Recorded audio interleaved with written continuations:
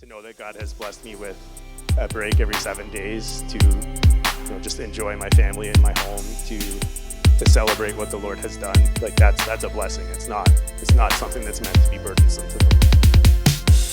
Welcome to the Ministry Company Podcast. You're listening to Pastor Mike Hepburn from the Ministry Company Church in London, Ontario, Canada. You can find us on Instagram, Facebook, and YouTube at The Ministry Company.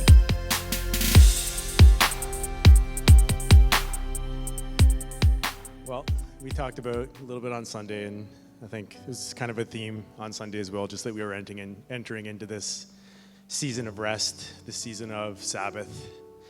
And Pastor Pavel said, well, maybe Mike will preach about that next Sunday. And so I took the challenge. I'm going to preach about, it's Friday. It's Friday. That's going to take some getting used to. I'm going to preach on Sabbath Rest on this Friday evening, which is ironic, which is good, because technically this is in the culture of Judaism, when they would be having their service to prepare for entering into their Sabbath.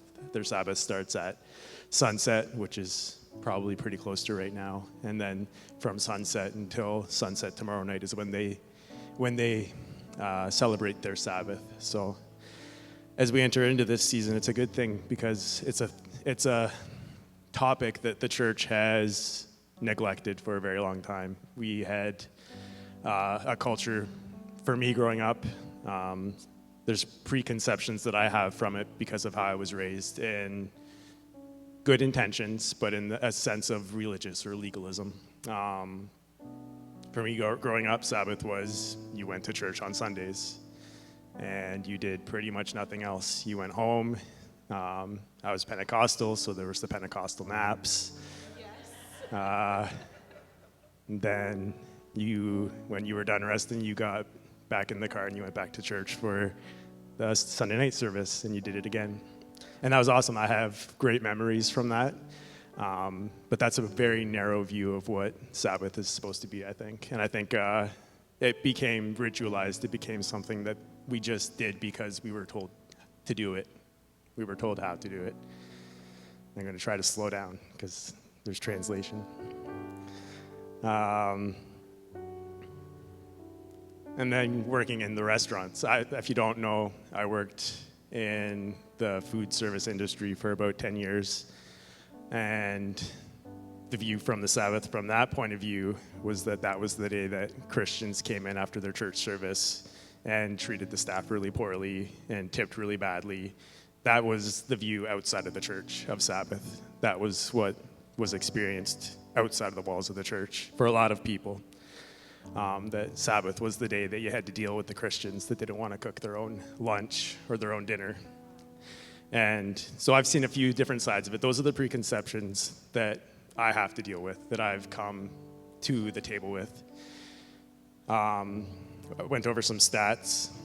George Barna is a researcher in the U.S., and he released something in 2018 in his Barna Trends.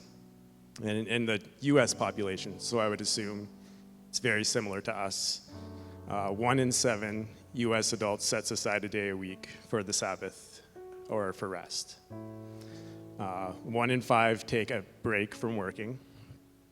Just 12% commit to doing activities that recharge them, and another 12% to taking a break from electronics, so devices. If you're like me, you got that break today, whether you liked it or not. And I was saying to Carly, really, once we got here, and it was like people were like, connect to our device. You can check your emails. You can see if you have any texts. And I was like, it's actually been really nice to just have this day where my phone wasn't going off every 5-10 minutes with an email or a text, or me having that sudden urge to go check Facebook or Instagram. It was a good break. Does anybody remember, this is going to age me, does anybody remember the blackout in 2003? So, no, all the young people say no. Hey, if you don't know, in 2003, there was an issue with the grid. I can't remember where exactly, but what happened was it basically caused a chain reaction, and pretty much the entire northeast coast of North America went black for pretty much an entire day. There were parts that were black for multiple days. This area, at least for sure, I know it went out pretty early in the day, and it wasn't back on until later in the evening. And everybody just lost their minds. They had no idea what to do because radios didn't work, TVs didn't work. People were in their cars with their cars turned on so they could listen to the news to see what happened. The news had no idea what had happened. It was chaos. But then once people settled down, it was that, well, I don't have anything to do now. What do I do? And I think for me, I remember Carly was my girlfriend at that time. She was living in Port Stanley. So I hopped in my car and we went and we just hung out at the beach in Port Stanley for the day. And it was just that moment of everything stopped. Everything that you thought was so important, that you thought was needed to be accomplished that day, just stopped. And it didn't matter for whether it was 6 hours, 8 hours, for some people 48 hours. And it's almost like God has to intervene sometimes and be like, you guys don't know how to stop. You guys don't know how to take a break. And I just really wanted to get in what is Sabbath, because really it's such a simple concept, but it's so hard to put into practice. So if you want to turn with me to Exodus chapter 20.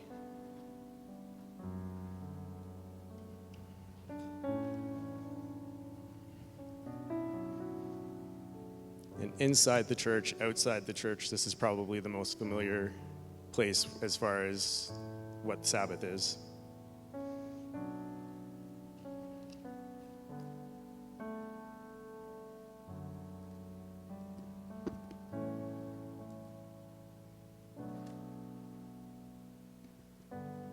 And so this is the 10 Commandments.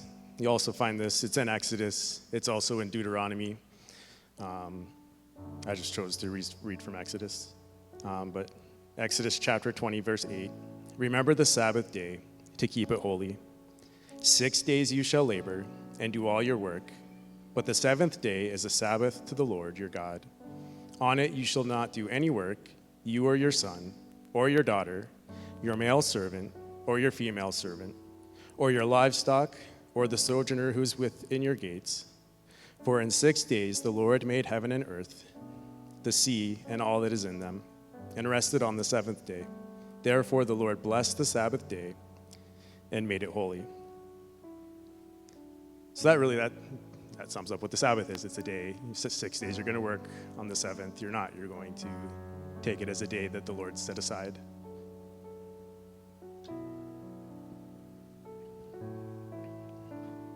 So most people recognize it as it's the fourth commandment of the 10 Commandments, as in it's something that we're required to fulfill, that it's something that is set before us as a requirement.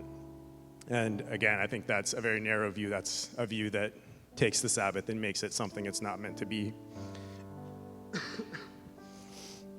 And the word Sabbath here, if you look it up, I love my concordance. You look it up, it literally just translates to the Sabbath, but then it says go see this other number somewhere else in the concordance. And the other number is where it talks about in Genesis chapter 2, and it says after God had finished on the sixth day, on the seventh day, he rested. And so really Sabbath means rested or ceased or stopped. Really just stopping any exertion. And I was looking into that. This is kind of off topic, I guess, but one thing that stuck out to me, and for somebody who I like to finish things. I don't like it when things are sitting half done. And when we see here in Genesis chapter 1, it says that after God had created the man and the woman, he said that it is very good. And that stuck out to me today because he didn't say that it's perfect. And I think we always think of when he was done on the sixth day, that it was perfect, that it was complete, and that he was finished creating. It doesn't say that he was finished with everything he was ever going to do, right? We know that he has more that he's going to do later. And for some of us, I think we think of Sabbath as when I'm finished everything else, then I'll rest. When I'm done, then I'll rest. God wasn't done with everything he had planned on the seventh day, but he knew that he would needed to take that time to stop and to rest and to delight in what he had created. So if you're somebody like me that hates it when there's dishes on the counter still or laundry in the basket, you can know that just because that's not finished doesn't mean you can't rest.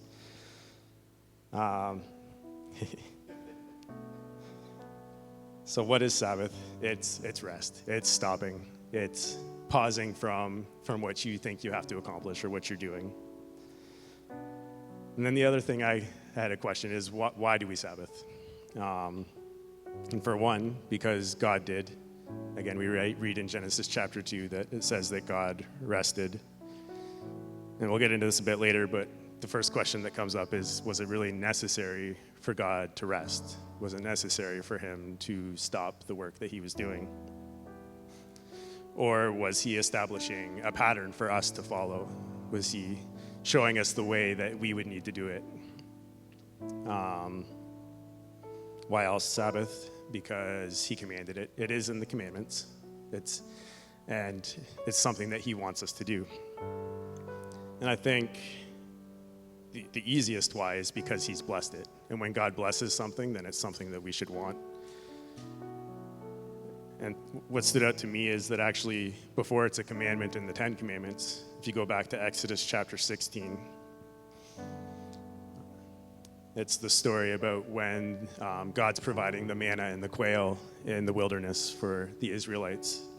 And I'm going to read Exodus 16, verses 4 and 5 first. It says, "Then the Lord said to Moses, 'Behold, I am about to rain bread from heaven for you, and the people shall go out and gather a day's portion every day, that I may test them, whether they will walk in my law or not. On the sixth day, when they prepare what they bring in, it will be twice as much as they gather daily.'" So here he's setting up the Sabbath for them. He's saying on the sixth day, what they gather is going to be more than enough for 2 days. It's going to be enough, more than enough for one day. It's going to be for 2 days. And then we jump down to verse 17. And it says, "And the people of Israel did so. They gathered, some more, some less. But when they measured it with an omer, whoever gathered much had nothing left over, and whoever gathered little had no lack. Each of them gathered as much as he could eat. And Moses said to them, 'Let no one leave any of it over till the morning.' But they did not listen to Moses. Some left part of it till the morning, and it bred worms and stank. And Moses was angry with them. Morning by morning they gathered it, each as much as he could eat, but when the sun grew hot, it melted." So here we see the 6 days, well, I guess the first 5 days, where they gather just enough. And if they try to use it outside of that agreement, it stinks and it's full of worms. If it's out in the field and they haven't gathered it, it melts away. It's a blessing, but it's a blessing for that day. And then we work on the sixth day here. It says, "On the sixth day, they gathered twice as much bread, 2 omers each. And when all the leaders of the congregation came and told Moses, he said to them, 'This is what the Lord has commanded. Tomorrow is a day of solemn rest, a holy Sabbath to the Lord. Bake what you will bake and boil what you will boil, and all that is left over lay aside to be kept till the morning.'" I'm sure they're all scratching their heads. We've done this before, and the next morning it's full of maggots and it stinks. Now you're telling us it's not going to be? And it says, "So they laid it aside till the morning, as Moses commanded them, and it did not stink, and there were no worms in it. And Moses said, 'Eat it today, for today is a Sabbath to the Lord. Today you will not find it in the field. 6 days you shall gather it, but on the seventh day, which is a Sabbath, there will be none.' On the seventh day, some of the people went out to gather, but they found none. And the Lord said to Moses, 'How long will you refuse to keep my commandments and my laws? See, the Lord has given you the Sabbath. Therefore, on the sixth day he gives you bread for 2 days. Remain each of you in his place. Let no one go out of his place on the seventh day.' So the people rested on the seventh day." So they had a blessing on the seventh day for no work. It wasn't meant to be a burdensome requirement to fulfill. It was a break from doing the same thing every single day for the next 40 years. I don't know about you, but doing that every day for 40 years sounds rather burdensome, rather boring. I would get sick of it pretty quick. To know that God has blessed me with a break every 7 days to, just enjoy my family and my home, to celebrate what the Lord has done by bringing me out of Egypt, like that's a blessing. It's not something that's meant to be burdensome to them. He was giving them a reprieve. And so I think that's a practical example biblically of the blessing of the Sabbath, understanding that it's not just something that is a legal requirement. It's not something to be a burden.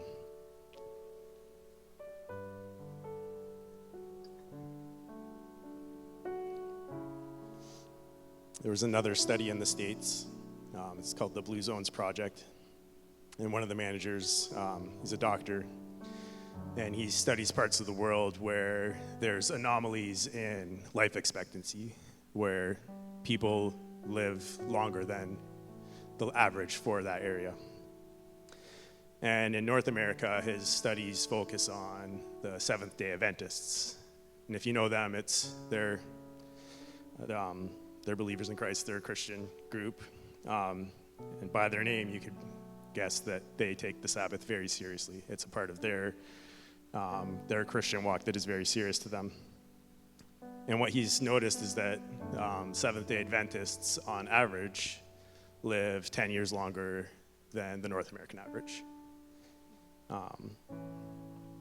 And so the author, I read a book called The Ruthless Elimination of Hurry. And the author of this book, he's like, I want to do the math for that. So he did. If you take 1 day a week, 52 days a year, you multiply that by the average life expectancy at the time of this book, 79 years, that adds up to 4,108 days. And that equals approximately 11 years. So as the Seventh-day Adventists, as they take their Sabbath seriously, and there's other things that they do there. They eat differently than most people, but they live an average of 10 years longer, and they Sabbath basically 10 years longer. I think they understand that blessing maybe more than a lot of the other denominations of the church do. They've gotten a hold of that, and they live it. We read that Exodus 16, in verse 29, it says that the Lord has given you the Sabbath. It's not the Lord has required the Sabbath from you. It's not the Lord has required that you fulfill. It's the Lord has given this to you. And that's echoed by Jesus in Mark chapter 2.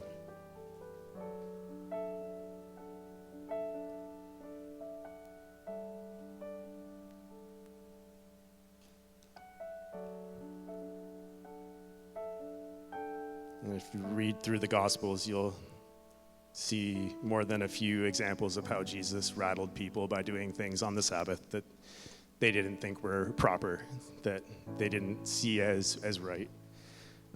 Whether that was healing somebody, whether that was his disciples walking through a field and picking heads of grain off so they could eat. The religious leaders they had that narrow view of what the Sabbath is, and they were stuck there. And when they saw Jesus operating outside of that, it ruffled their feathers. And this is one of those cases. Jesus is talking to them. So Mark chapter 2, I'll read from verse 25. He said to them, "Have you ever read what David said when he was in need, what David did when he was in need and was hungry? He and those who were with him, how he entered the house of God in the time of Abiathar the high priest and ate the bread of the presence, which it is not lawful for any but the priest to eat, and also gave it to those who were with him. And he said to them, the Sabbath was made for man, not man for the Sabbath. So the Son of Man is Lord, even of the Sabbath." So here what Jesus is saying, he's saying that the Sabbath wasn't made so that men had to fulfill it. The Sabbath was made because men needed it. It's a gift to them. It's something that was given by the Father so that they could have that break that they need. And he says, you guys are taking it and you're making it a legal requirement. You're making it something that was never meant to be.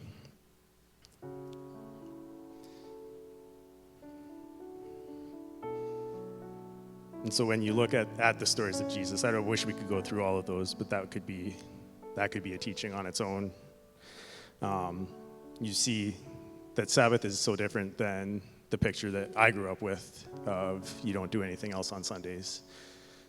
It's different than even going to church. Going to church can, yes, be part of it, but if that's your requirement that you have to go to church because it's the Sabbath, then again, that's the wrong heart. That's the wrong attitude. So this opens up a door of possibilities, and we now have to go to how do we Sabbath? How do we have this gift from the Lord, and how do we take it and use it in a way that is beneficial, that's effective, and that's honoring to Him? And there really is no cookie cutter solution. It's not one size fits all. But maybe that's why it's become so irrelevant in our society. It's because the church got a hold of it and tried to make it one size fits all, tried to make it something that you could fill the requirements by coming to church on Sunday. All the stores are closed. When I grew up, again, aging myself, when I grew up, it was very rare for a store to be open on Sundays. Definitely not banks or stores, maybe restaurants.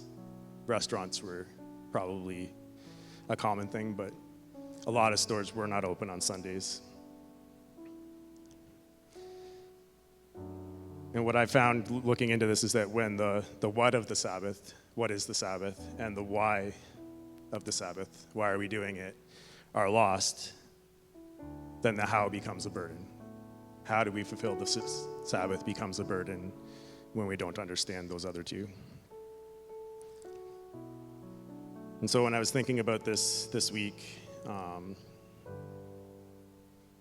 had the picture of a vehicle, and I didn't know my father-in-law was going to be here, but I know my father-in-law as somebody who takes very good care of his vehicles. He is very responsible in making sure that anything that needs to get done on them gets done, because when you take care of a car properly, you avoid future problems and you extend the life of that vehicle significantly.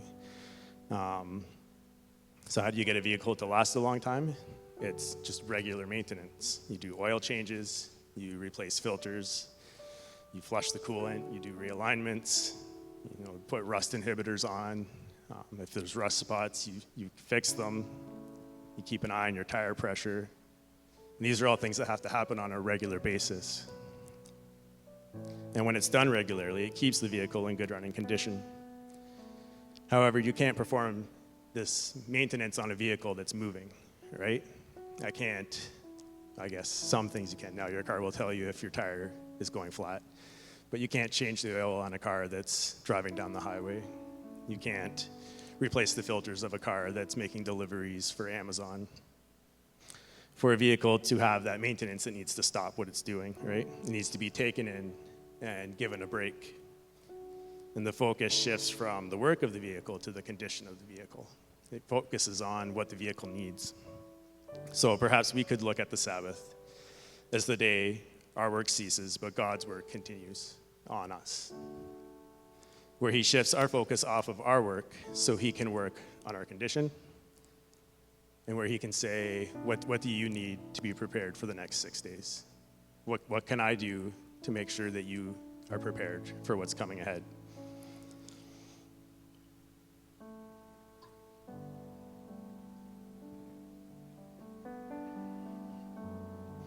And the author of the book, The Ruthless Elimination of Hurry, I'll plug that book because I really enjoyed it.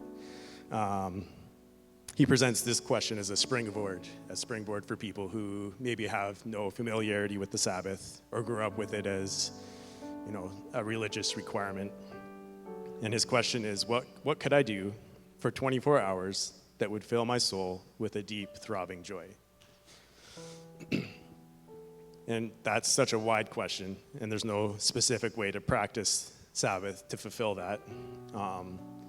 So I just wanted to give some guidelines or some suggestions on how we do that, how we find that deep, throbbing joy.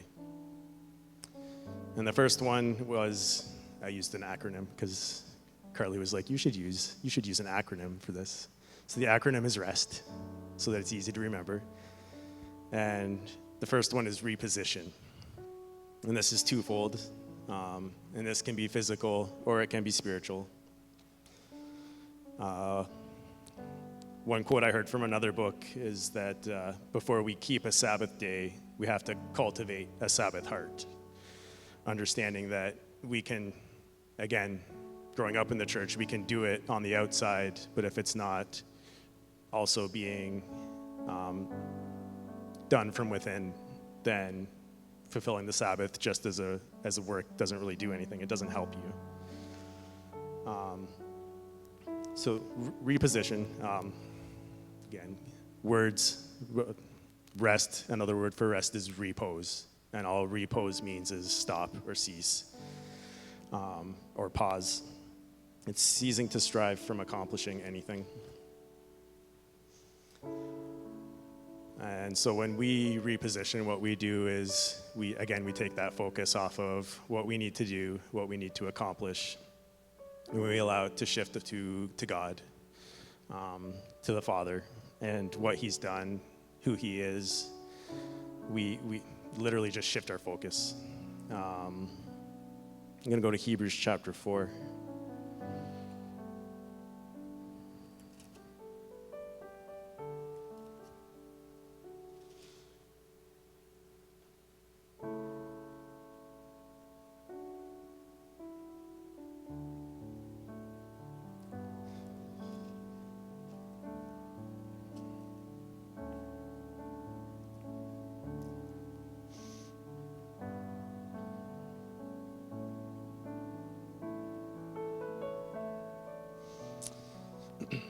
And so reposition, it almost sounds like a work, but really what it is like the work of not doing any work, I guess is the best way I could put it.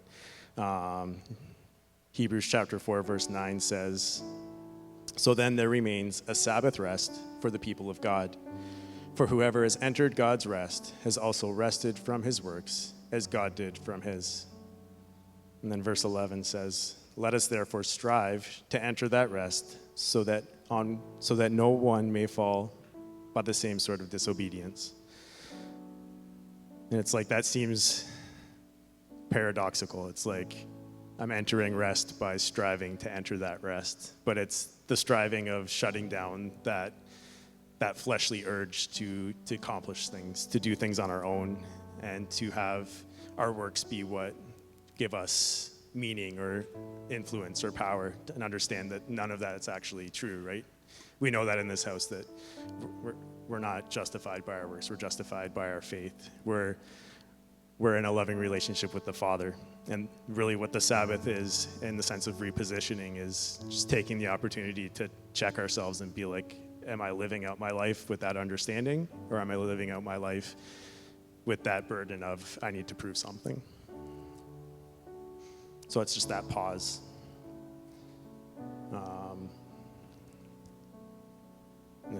Not in this one. In one of my Bibles, there's a quote about this that says, "The promise of entering now into this rest means ceasing from the spiritual strivings that reflect uncertainty about one's final destiny." And again, it's that understanding of we don't have to be uncertain about who we are and where our life is taking us. We know that because we know whose we are. It means enjoyment of being established in the presence of God, to share in the everlasting joy that God entered when he rested on the seventh day. So that's that pause. And then another meaning for reposition is to replace. And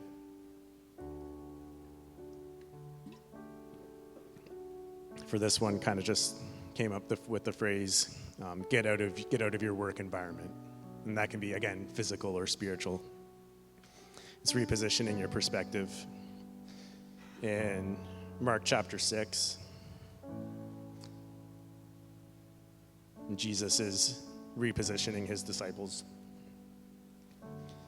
And I think we see Jesus do a lot of Sabbath work with his disciples, and it's not necessarily labeled as the Sabbath when he does it or anything. It's not like out in the open, but we see that he's causing them to rest. He's causing them to move beyond just the work that he's called them to.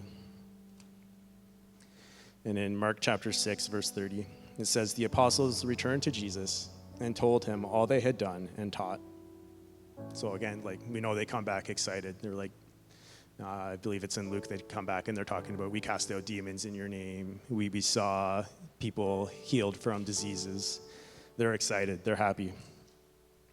But then verse 31, it says, and he said to them, come away by yourselves to a desolate place and rest a while. He's like, your work, those things you accomplished are great, but you guys also just need to rest. You need to spend some time with me. You need to just get away from that and focus on what's really important. We're cultivating a relationship together. We're building a relationship. And if you keep rooting in that, you know it doesn't last long. I feel like Jesus' Sabbaths must have been like very intentional and very quick, because now, right after that, they have 5,000 men show up and they have to feed them, right? It's like you got a Sabbath when it's available, because you never know what's coming around the corner. And so get out of your work environment. He pulled them out of what they had just accomplished and gave them a chance to rest. And for us, that means we'll have a hard time finding leisure, finding rest in a place we're used to doing work. So in the physical sense, if you're a stay-at-home parent, you're probably going to enjoy Sabbath outside of the house a lot more than Sabbathing at home. If you work in an office, you're probably not going to want to Sabbath at your office, right? It's just a place that has that physical understanding of this is a place of work. So find a place that's not connected to the daily grind. And this might not even be a place. It could be devices, right? We talked about phones, televisions, computers. If those are things that cause you to not be able to Sabbath, to just rest, then part of your Sabbath may be putting those away for the day.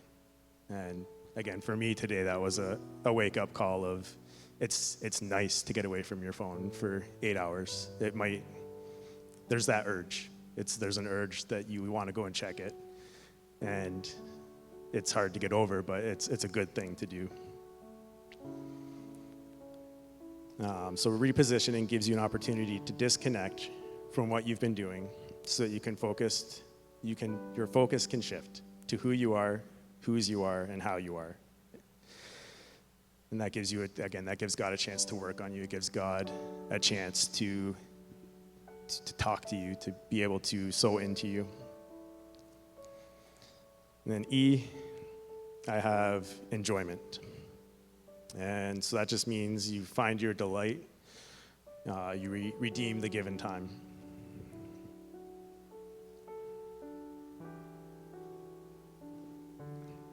So again, we can ask that question. What could I do for 24 hours that would fill my soul with a deep throbbing joy? And I kind of touched on why did God Sabbath? And that we know he didn't necessarily need the rest in the sense of he was tired or that he was burdened from creating. But another translation for Sabbath is delight, celebration. And I believe that's more likely what God was doing. He was delighting in his creation. He was celebrating with Adam and Eve in what they had together. So God delighted in his creation on the seventh day.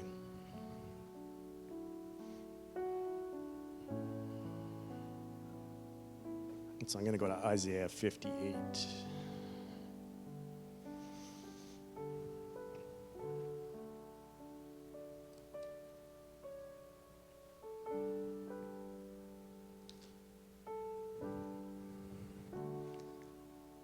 And I know you can enjoy work a lot. Ideally, you love what you do for a living. You find joy in whether that's building something or teaching somebody or, helping with something more like computer technology. I don't know what all the jobs are, but you should enjoy your job, right? It shouldn't be something that burdens you. Isaiah 58 talks about the Sabbath in verse 13. It says, if you turn back your foot from the Sabbath, from doing your pleasure on my holy day, and call the Sabbath a delight, and the holy day of the Lord honorable, if you honor it, not going your own ways or seeking your own pleasure, or talking idly, then you shall take delight in the Lord, and I will make you ride on the heights of the earth. I will feed you with the heritage of Jacob your father, for the mouth of the Lord has spoken. And again, that word pleasure is a tricky word. It also translates as pursuing of your own business. So that's why I said we can enjoy our jobs. It can be a pleasure. But he's saying here, when we're honoring the Sabbath, we're not pursuing our own business. And again, that could be, for me, sometimes that's laundry and dishes. That's my business. And I'll be honest, I enjoy it more than the average person. I enjoy the end product of a clean kitchen, of empty hampers. I find pleasure in it, I guess is what I'm saying. So here he's saying, you're not going to pursue your own pleasures. And we might say, well, I've got money to make. I could go work a 4-hour shift today and make $200. And I really could use that money. And God says that doesn't matter. And we could say there's so many chores to do around the house. The grass needs to be cut. The laundry's backed up 4 baskets deep. And God says, I really don't care about the grass being cut and the laundry being done. He said, those opportunities will still be there later. Those things will always have the opportunity to be fulfilled. And I think it's possible to avoid the Sabbath because we feel like we're shirking our responsibilities, that we're somehow letting God down because we're not accomplishing the tasks that we had set aside to do. And that can become our excuse to not Sabbath because the grass needs cutting, or, well, I have to feed my kids lunch. You have to feed your kids lunch, but as we get older, my kids can make their own lunch now. And they love it when we make their lunch, but sometimes I'm like, no, you're going to go make your own lunch, or we're going to have leftovers for dinner. We had leftovers tonight because we're leaving to go camping. And Evelyn hates leftovers. She will not eat them. So we gave her first pick. We were like, go get yours before anybody else gets theirs, because at least there's something you like this time. But even just those little things, right? We feel we have to do our very best all the time. And sometimes by trying to do our very best all the time, we actually lower the standards of what our very best is. And our very best becomes less than what it could be. So that's the world's understanding, I guess, is what I'm saying, is that if there's something to do, it needs to be done. And because of that, we've lost the art of delighting in creation and just stepping back and enjoying what God's put before us.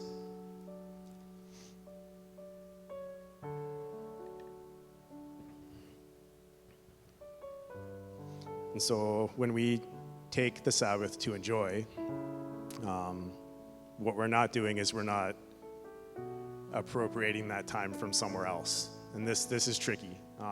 So hopefully I can explain it. But when we take the Sabbath to enjoy, it's actually an extension. It's more above and beyond. And we have to understand that time works in multiple ways. And we know time as chronos. So if you know the word chronos, basically all that means is that there's a set time. You're going to live from this day until this day. And it's a linear line. And we live our life in chronos. We go from one minute to the next, 1 second to the next. We can't slow time down, speed time up. Time is time. But then there's also something called kairos time. And what kairos time is that it's a set time or a proper time or an occasion for something. And I didn't bring it, but if I could pull up a rope here, and we pulled the rope across the stage, and then I put knots every once in a while on the rope, it's like as you were to take your fingers and go along the rope, when you hit a knot, you stop. And it's like time stops. And it's like, does time really stop? No, but it's like, again, we talked about the Seventh-day Adventists, and they're living 10 years longer than the people who don't Sabbath because they Sabbath. And it's like, we don't have that understanding of how time works. When we honor what God has blessed, when we take what he has given us and use it appropriately, we're not appropriating that time, we're extending it. And one way that we've kind of changed this is we've adopted leisure as a way to try and find fulfillment within Chronos time. So what we do is, instead of Sabbathing, we say, I'm going to take up baseball. I'm going to play baseball with my buddies one night a week, and I'm going to enjoy that. And we find that fulfillment within Chronos time. And it's like you get to the place where it's like, well, if I could just spend more time doing this, I would be happier. If I could spend more time rock climbing, if I could spend more time fishing. And it's not that those things are bad and that those things can't be part of your Sabbath, but we look at it as a leisure outside of what God has brought to us. I'll try and explain that more. Okay, yeah. So true enjoyment comes when we step into Kairos time that is sanctified and set aside as sacred. We already talked about Seventh-day Adventists. What they're doing is they're stepping into Kairos time for an opportunity to enjoy and celebrate God and his creation. So I can enjoy playing baseball because I want to be really good at baseball. Or I can enjoy baseball because I know that God's created the human body to do amazing things. And I get to be in the field and see the flowers and marvel at his goodness and at his creation. And so that means Sabbath can be pretty well anything, right? It could be spent enjoying time with family. It could be enjoying a walk in God's creation, reading a book. I've got like a backup of like 10 books that I want to read. And there's books that I have to read because of, like, I've taken on responsibility of courses, and then there's books that I want to read. So the books that I want to read become a time for Sabbath because I can sit and I'm enjoying it just because I love what people have discovered about God, what they've learned and what they want to share with me about God. It becomes a Sabbath to sit back and just marvel at how God reveals himself to other people. Could be hunting or fishing. We just got to find an activity that stirs up joy in the Lord. Nehemiah 8 says, the joy of the Lord is our strength. And we find that joy in the continual renewing, not of finding more things to make us happy, but renewing of understanding that it's building our relationship with God. So I guess I would say then that the condition with enjoyment as part of Sabbath is this. Find your enjoyment on the Sabbath in a way that honors the Lord and that draws you near to him. Otherwise, it's just leisure. Otherwise, you're just trying to fill up some Chronos time with something that makes you happy. Because the way in which we choose to enjoy the Sabbath is so personal, it's important that we're honest with ourselves and with the Lord about whether we're honoring it properly. Is what I'm doing honoring the Lord? And if it is, then the options are wide open. Sabbath can be something personal between you and the Lord. And that breaks open that religious understanding of Sabbath is you go to the church Sunday morning, you spend Sunday afternoon at home doing nothing, and you go back to church Sunday evening. That's such a narrow idea. It can be a way to Sabbath. It absolutely can be. It fulfills that rest sometimes for some people, but if that's not what's going to bring you to a place where you are drawn near to God, then again, the options are wide open. For S, we have solitude. And basically all this is a retreat to the wilderness.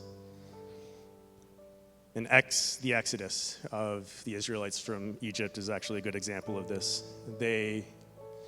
I didn't read from Deuteronomy, but when they talk about the 10 Commandments in Deuteronomy and the commandment about the Sabbath is read, it actually references understanding that you were taken out of Egypt, where you didn't get a choice whether you worked that day or not. You were told what you were doing by your slave masters. You had taskmasters that would come and collect you and say, this is your job for the day. I'll let you know when you're done. When I say you're done, you can go home and rest. And he's saying the Sabbath as an extension of that withdrawal from Egypt is that now you have the right to rest. You have the opportunity to rest. Nobody can tell you you have to do something on that day. It's your day to just rest and be still.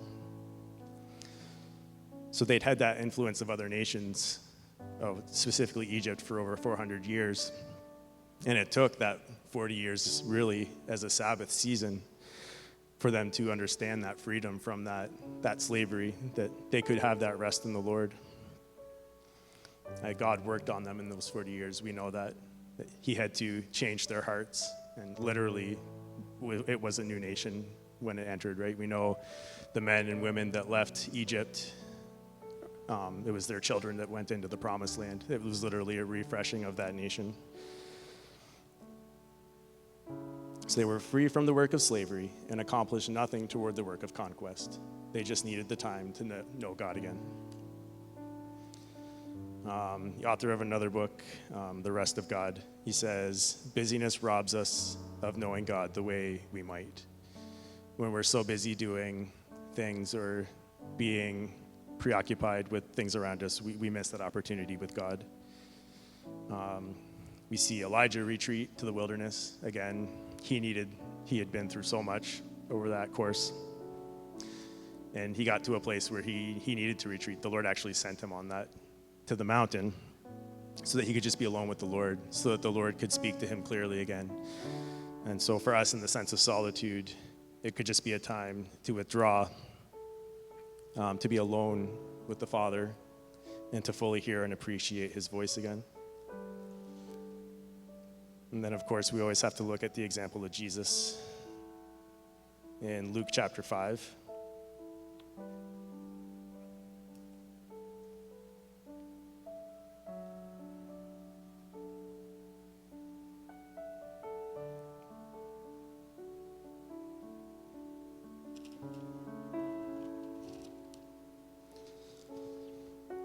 Luke chapter 5, verse 15.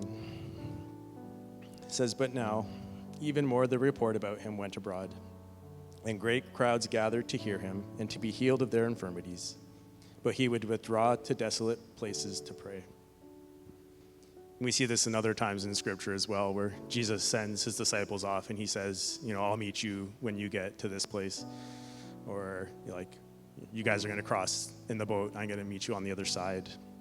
He always had these seasons, how long or how short, we don't know, where he withdrew and he just spent time with his Father. He just spent time, being in a place of intimacy with him. And even reflecting that to marriage, it's like with a husband and wife, the greatest time of intimacy is when they're alone, right? When they are the closest they can be to one another. It's when there's nobody else around. They have no distractions. It's just a husband and a wife. And it's really like that with the Lord too. And that, again, this doesn't have to be physically, but spiritually, even as we're entering into a time of worship, it's like you have that opportunity to just shut everybody else out and be alone, be in a place of solitude with the Lord, and have that intimacy with him. So it only makes sense that the times of greatest intimacy with God will be found in solitude, being alone with him.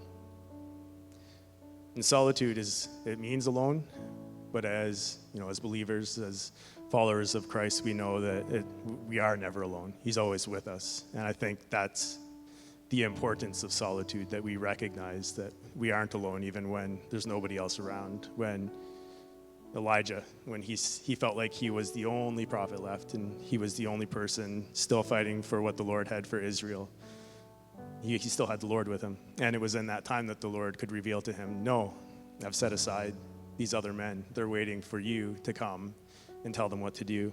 You're going to go and do this. You're going to go and do that.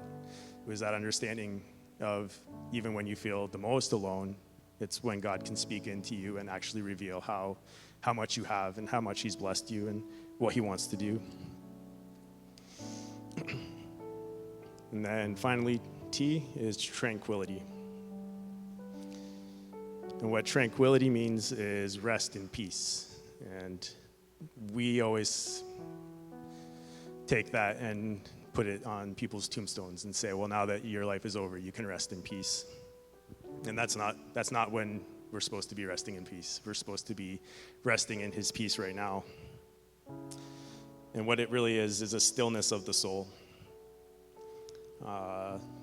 Psalm 46.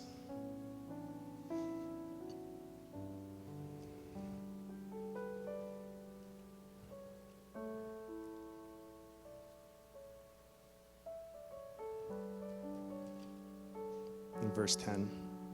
It says, "Be still and know that I am God. I will be exalted among the nations. I will be exalted in the earth." And that's the call from God several times throughout the Bible. He's just like, just be still. Just not even just physically, like, yes, stand still, but be still in your thoughts. Be still in your anxieties. Be still in your worries. Just take a deep breath and know that I am God, that I'm in control. He did it for, again, the Israelites when they were fleeing Egypt and they find themselves at the Red Sea and they don't know what's going to happen. They don't know how they're going to get out of this situation. And God literally, we'll go there quick. Exodus 14.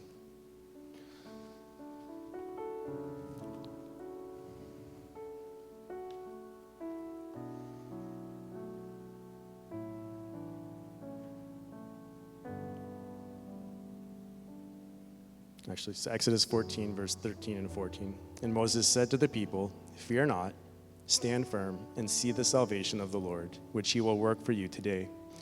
For the Egyptians whom you see today, you shall never see again.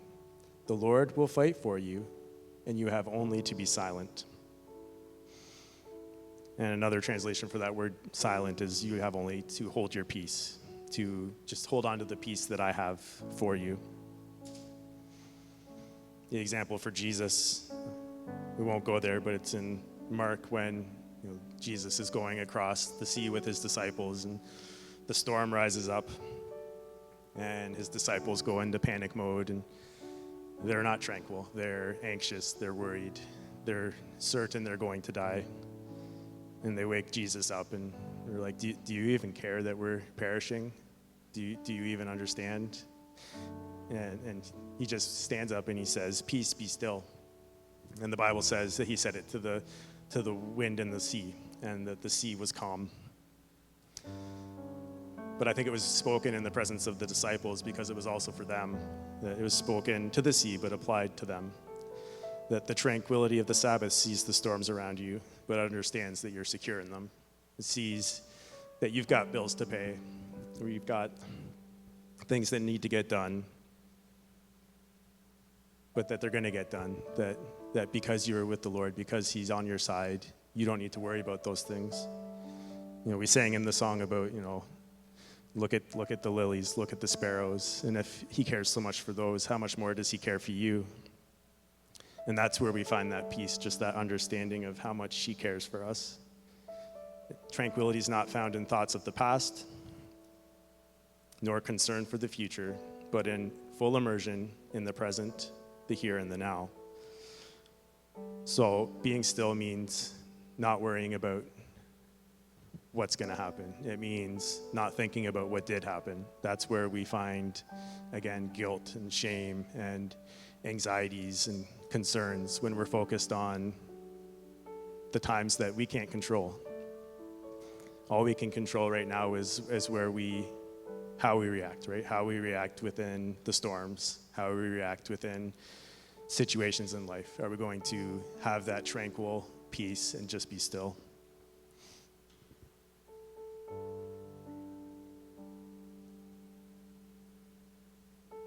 So I think as we enter the Sabbath season, we're calling it for the summer, just knowing that there's no right or wrong way for you to do it. It's not like we're taking attendance on Friday nights and we only saw Jackie Brewer this many times. She's not fulfilling the Sabbath. No, it's not like that, right? We want you guys to have full freedom to just get in the face of the Lord and be like, as we sang, how do I get closer to you? How do I know you in a greater way? How do we become closer? How do I become stronger in my understanding of who I am in you?